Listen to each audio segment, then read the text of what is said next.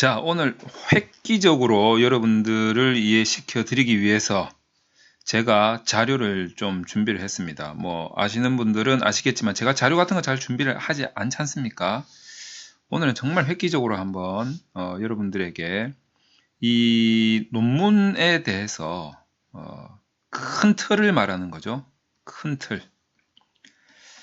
다시 말해서 우리가 흔히 목차라고 알고 계시는 5장 구조, 요 구조, 이게 이제 가장 뭐 형으로 따진다면 기본형이다 이렇게 설명을 드릴 수가 있겠습니다. 이 5장의 기본형에 대해서 구조를 좀 설명을 드리려고 합니다. 이 구조, 여러분들이 이 구조를 알고 논문을 쓰느냐, 모르고 논문을 쓰느냐, 이것의 차이는 바로 하늘과 땅 차이다 이렇게 설명을 드릴 수가 있죠. 자, 이제 한번 바로 들어가 보도록 하겠습니다. 논문의 큰 틀에서 어떤 목차적인 관점에서 기본형인 5장 구조의 가장 핵심은 무엇이냐? 가장 핵심은 바로 연구 설계라고 할 수가 있겠습니다. 그래서 이제 연구 설계를 한번 중간에다가 표시를 쫙 해놨습니다. 여러분, 이 연구 설계가 얼마나 중요한지에 대해서는 뭐 두말하면 잔소리입니다. 이 연구 설계가 없으면 논문이 아니라고 보면 되는 거죠. 이 연구 설계 안에 상당히 많은 것이 함축이 되어 있죠. 자, 그래서 이 연구 설계가 없는 연구는 사실 별 의미 없는 글이다. 논문은 아니다. 일단 그렇게 생각을 하시면 되겠고, 이 연구 설계를 여러분들은 이렇게 보셔야 됩니다. 큰 두 가지의 축으로 구성이 되어 있다. 자, 이렇게 한번 생각을 하신 다음에 그 두 가지의 축이 무엇일까? 큰 두 가지의 축이 무엇일까? 한번 고민을 잠깐 해보시고 다음 페이지로 한번 넘겨보도록 하죠.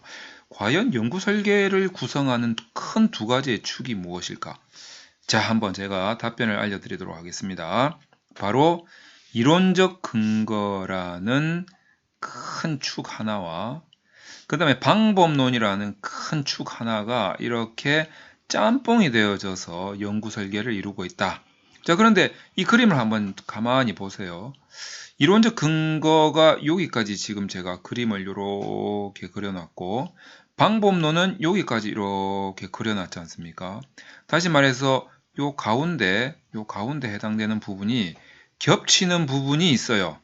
다시 말해서 이론적 근거는 논문의 내용상의 형식이 아니라 내용상의 논리 구조를 말하는 겁니다. 내용상의 논리 구조. 내용상의 논리 구조. 이게 논주모 연구소에서 좀 추구하는 바인 거죠. 이게 얼마나 중요한가에 대해서 1박 2일 동안 막 설명을 드리려고 논문 해병대 캠프를 지금 개최를 하고 있습니다. 그래서 여러분들이 이 논문의 내용상의 논리구조, 여기에서 만약에 여러분들이 지적이 나온다 그러면 흔히 제가 하는 표현으로 논문은 다음 학기에 쓰세요. 그만큼 중요한 부분이 내용상의 논리구조입니다. 그래서 이 부분에 대해서 구조의 틀을 짜는 거하고 서술, 이게 안 되기 때문에 이 부분에 대해서 논문 해병대 캠프에서 굉장히 집중적으로 파고들려고 하는 거죠.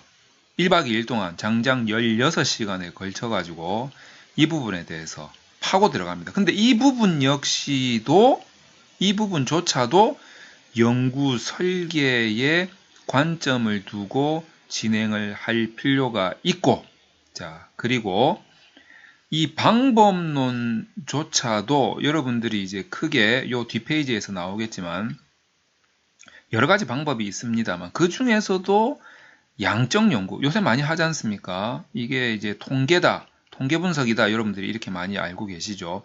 근데 이게 아무래도 이제 통계학이라는 학문에서 오다 보니까 굉장히 어려워요. 그래서 여러분들이 힘들어 하시죠.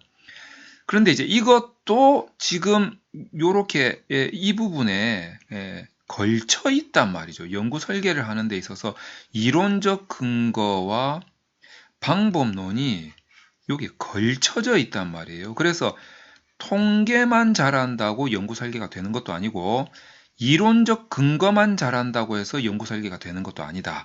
이렇게 설명을 드릴 수가 있겠습니다. 그래서 이 방법론을 모르고 내용상 논리 구조만으로 연구 설계를 짤 수 있는 것도 아니고 이 방법론만 안다고 해서 논리적이지도 않은 연구 설계를 짤 수 있는 것도 아니다. 그래서 이 두 가지가 결합이 되는 부분이 존재를 한다는 거죠. 근데 이 부분에 대해서는 저도 여러 가지 경험을 해봤지만 그 누구도 제대로 된 설명이 없다.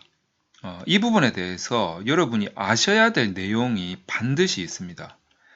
개념과 도구 간의 관계라든지 이렇게 정의와 조작적 정의의 관계라든지 이런 부분에 대해서 여러분들이 알고 들어가야 되는 부분이 있는데 제대로 설명이 되지가 않습니다. 그래서 이 부분에 대해서 논문 해병대 캠프에서도 설명을 하겠지만 왜냐하면 교차가 되니까요. 양적 연구를 기반으로 하시는 분들만 따로 모아가지고 논문 특공대 캠프라고 해서 뭐 이러고 나니까 뭐 제가 굉장히 군대를 좋아하는 것 같은 뭐 느낌이 들지만 왜 해병대, 특공대 이런 용어를 쓰느냐? 그만큼 정신을 집중하고 군기를 모아서 해보자 이런 차원에서 이런 용어를 쓰는 겁니다. 어쨌든 이제 이 양적 연구 통계 분석에 대해서는 논문 특공대 캠프에서 이것도 집중적으로 16시간 동안 할 거란 말이죠. 뭐 바쁘지 않은 한 매월 논문 해병대 캠프 한 차례, 특공대 캠프 한 차례 이렇게 해가지고 이게 병행될 수 있도록 그래서 두 가지를 다 들으시는 분들은 이 부분에 대한 아무도 설명해 주지 않는 이 부분에 대한 해결이 될 거다 이렇게 생각을 합니다.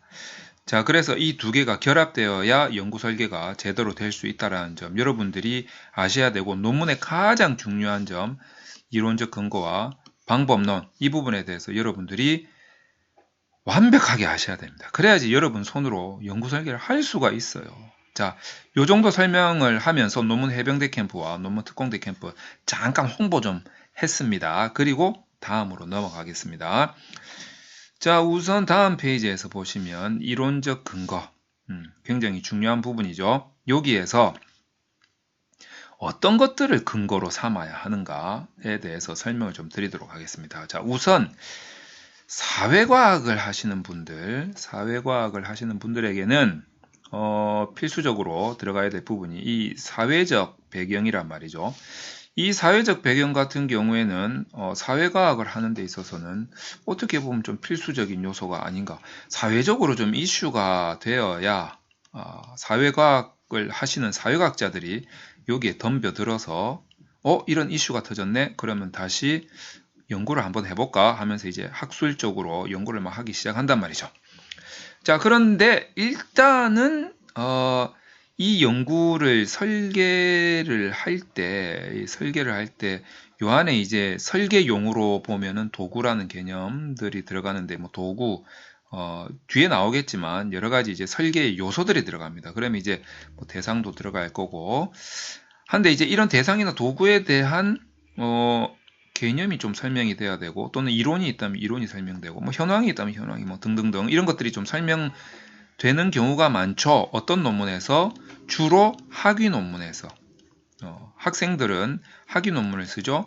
이 학생들은 배우는 사람들이란 말이죠. 그래서 이제 배우는 입장에서 보면 이런 공부와 관련된 내용들이 좀 들어갈 필요가 있다 해서 이제 학위 논문에서 또 페이지도 좀 느릴 겸 해서 이런 부분을 많이 씁니다. 자, 그런데 정작 사회과학자들이 이런 사회적인 이슈가 터져서 연구를 한 내용들은 사실 바로 이 내용들이죠. 선행연구, 이 내용들입니다. 자, 그래서 이 선행연구에 의해서 연구 필요성이 제기되는 이 과정이 논리적이어야 된다. 굉장히 중요하다 해서 별표 5개 칠하면서 2개를 노란색으로 색깔을 좀 칠했습니다. 이 부분에 대한 서술이 논리적으로 진행이 되어야 하는데 이 부분에 대한 서술을 되게 어려워하십니다. 아싸리 그냥 이런 부분들은요. 이런 부분들은 그냥 인용을 좀 잘 하면 되는 부분들이에요. 그런데 이 노란색으로 이렇게 색깔이 칠해진 이 논리적인 서술 부분은요, 그냥 단순하게 인용한다고 해서 되는 문제가 아니에요. 굉장히 논리적인 구성을 하고, 그리고 연역적인 흐름에 의한 구성과 귀납적인 서술, 이런 것들이 굉장히 전문적인 서술이 좀 방식이 있어야 되고, 여러분들이 이 부분을 아셔야 되는데 이 부분이 또 잘 몰라. 여러분들이 뭐 이 부분만 모르겠습니까? 인용하는 부분도 잘 모르는 판에, 그러니까 이런 이제 이 서술 방식이죠. 서술 방식. 요때 이 논리적인 구성 이게 이제 내용상의 논리성이라는 거죠. 그래서 이런 선행 연구에서 연구 필요성이 제기되고, 이 필요성에 의해서 이렇게 문제가 던져지는, 연구 가설이 제기되는 이 논리적인 구성, 흐름, 이 틀을 짤 수 있는 능력이 있어야 되고, 그 틀 안에 들어가는 뭐 각종 인용 문구라든지 아니면 이제 뭐 선행 연구를 잘 서술하는 이런 방식에 대한 기술이 있어야 되는데, 이 서술이 잘 되지를 않아요. 그래서 뭐 또 홍보를 하게 되네. 논문 해병대 캠프에서 요런 부분을 좀 해소를 하려고 합니다. 이런 서술과 관련된 부분. 물론 이제 논주모 연구소 찾아오시는 우리 뭐 학생분들이나 연구자분들에게 1대1로 컨설팅을 하면서도 진행을 하고 있지만, 어쨌든 뭐 이런 캠프도 있고 이런 컨설팅도 있고 두 가지 방식이 있긴 있습니다. 잘 모르시는 분들은, 물론 강좌를 통해서 해결이 되시는 분들은 괜찮은데, 이게 학교에서 잘 지도가 안 되고 해결이 안 되기 때문에 학교 밖에서 이런 깨달음이라든지 뭐 또는 이런 설계에 필요한 서술이라든지 논리 구성에 대한 해답을 찾으시려고 하는 여러 연구자들이 많이 계신 거죠. 저 같은 사람이 이제 그런 분들한테 좀 도움이 되고자 뭐 훈련되어진 사람, 뭐 이렇게 생각을 하시면 될 것 같습니다. 자, 어쨌든 이제 그래서 그 다음 단계로 넘어가기 위해서 이제 이론적 근거는 뭐 이렇게 설명을 드리고, 그 다음에 방법론에 대해서 좀 설명을 좀 드리자면, 방법론은 크게 봤을 때 이렇게 양적 연구와 질적 연구로 대별해서 이야기들 많이 하고 있죠. 그 양적 연구는 데이터를 이용하는 거고 질적 연구는 데이터를 이용하지 않는 거다. 이게 아니고 둘 다 데이터를 이용하는데, 양적 연구는 이 데이터가 어떤 수치화된다는 것이고요.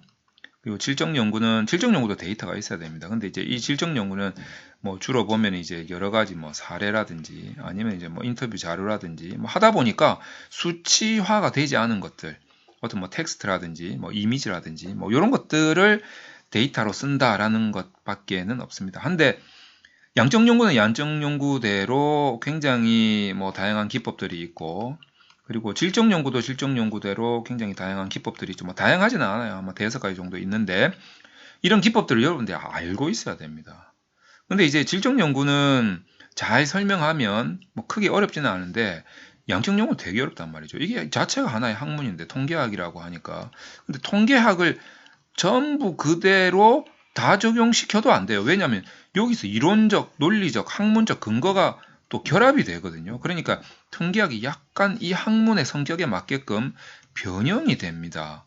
그 부분에 대해서 여러분들이 또 잘 아셔야 돼요. 그래서 이 통계학이 여러분들이 그냥 통계학과에서 하는 그 통계학, 수학으로 해결될 부분이 아닙니다. 그리고 처음에 말씀드렸지만 이렇게 이제 이 겹쳐지는 부분들이 있잖아요. 이 부분하고 이제 매치를 시키다 보니까 이 통계학이 좀 바뀌게 되는 거죠. 그래서 통계학을 전공한 사람도 이걸 잘 못해요. 그래서 이 부분에 대해서는 여러분들이 논문 쓰는 사람들은, 그래서 제가 용어를 따로 만들었지 않습니까? 논문 통계라고.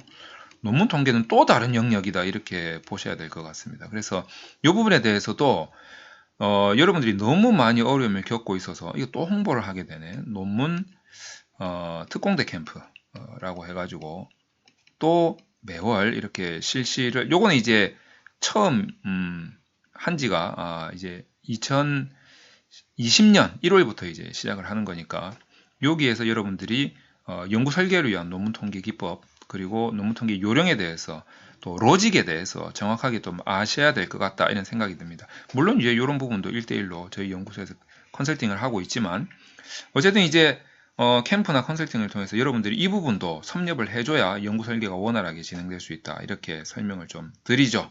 내용이 많아서 이 부분은 잠깐 생략을 하고 그 다음으로 좀 넘어가도록 하겠습니다.